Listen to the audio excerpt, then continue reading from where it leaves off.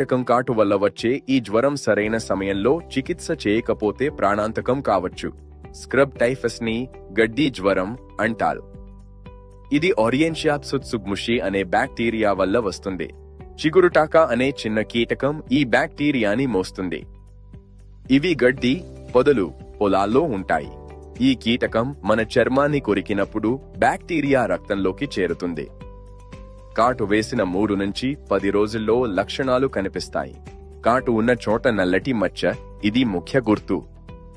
అధిక జ్వరం, తలనొప్పి, కండరాల నొప్పి, ఒళ్ళు మీద ఎర్రటి దద్దుర్లు కనిపిస్తాయి. తీవ్రమైతే న్యూమోనియా, మెదడు వాపు, కిడ్నీ ఫెయిల్యూర్ కూడా రావచ్చు. స్క్రబ్ టైఫస్ కి వ్యాక్సిన్ లేదు, కానీ 100% నివారణ సాధ్యమే.